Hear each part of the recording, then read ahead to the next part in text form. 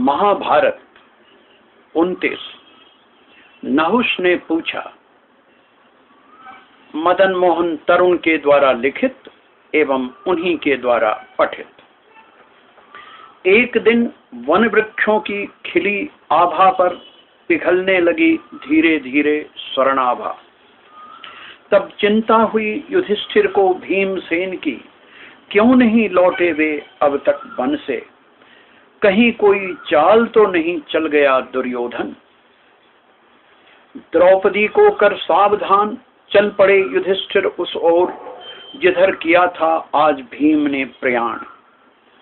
जब बढ़े कुछ दूर तो एक स्थल से आने लगी किसी महाबली और विशाल अजगर की फुत्कार की आवाज। वे बढ़े उस ओर और रह गए साश्चर्य देखकर, भीम थे उस अजगर के पाश में निबद्ध, मानो बनने को हो उसका अभी अभी ग्रास। आश्चर्यचकित रह गए युधिष्ठिर, हो नहीं सकता यह कोई सामान्य अजगर सांप। असंभव है किसी पार्थिव प्राणी का भीम को इस तरह कर देना असहाय। तब उन्होंने पूछा, बोलो अजगर, कौन हो तुम? क्योंकि तुम हो नहीं सकते कोई साधारण सांप, जो कर दे इस तरह महाबली भीम को असहाय।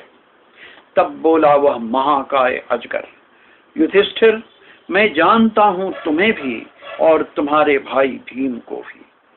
तुम हो मेरे वंशज, किंतु अभी मैं हूं महर्षि अगस्त द्वारा अभिशापित, स्वर्ग के अपने साम्राज्य से पतित महेंद्र नहुष। इस सर्प योनि का अलग ही है नियम, जिनसे आबद्ध हूं मैं।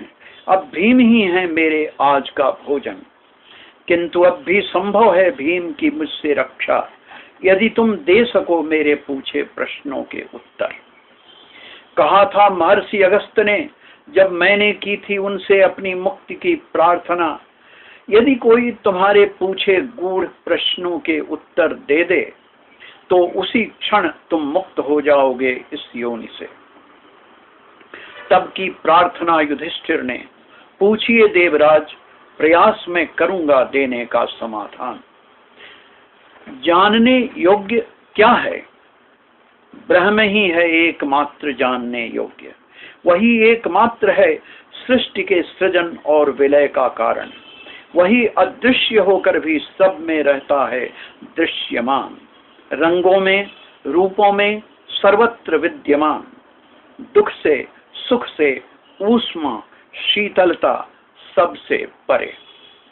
वही निवास करता है हर किसी की भावों के मध्य में। उसी के साधने से सिद्ध होता है आत्मा, उसी के सिद्ध होने से दृश्यमान हो जाता है अदृश्य, उसी की साधना से सिद्ध हो जाता है जो है सर्वत्र भासमान। उसी की प्राप्ति से आत्म भी हो जाता है अनात्म। हे नागराज, भावों के बीच का गहन यात्री नहीं होता है कभी निराश। धर्मराज युधिष्ठिर के उत्तर से अतिशय संतुष्ट हुए नागराज। संतुष्ट अजगर ने फिर पूछा युधिष्ठिर से, ब्राह्मण कौन है? जिसमें हो सत्य, दान, क्षमा, तपस्या, दया, सुशीलता, वही है ब्राह्मण। किंतु ये गुण तो हो सकते हैं शूद्र में भी। तब उन्होंने पूछा, शूद्र में भी हो सकता है उन गुणों का अभाव एक ब्राह्मण में भी? तो वह शूद्र है निस्संदेह ब्राह्मण। और है इन गुणों का जिस ब्राह्मण में अभाव, वह नहीं है ब्राह्मण, हो चाहे वह जो कुछ। नागराज, वाणी, मैथुन, जन्म तथा मरण है प्राणी मात्र के समान गुण।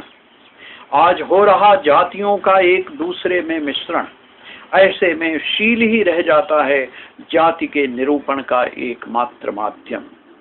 सुनते ही इन शब्दों को छूटने लगी देवराज नहुष की नाग काया। मुक्त हुए महर्षि अगस्त के शाप से देवराज बोले, धर्मराज, आभारी हूं आपका।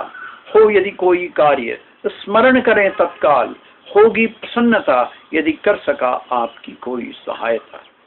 कहते हुए विदा हुए देवराज, युधिष्ठिर के जुड़ गए दोनों हाथ, भाई भीम को लगाया गले, दोनों प्रसन्न आवास की ओर चले।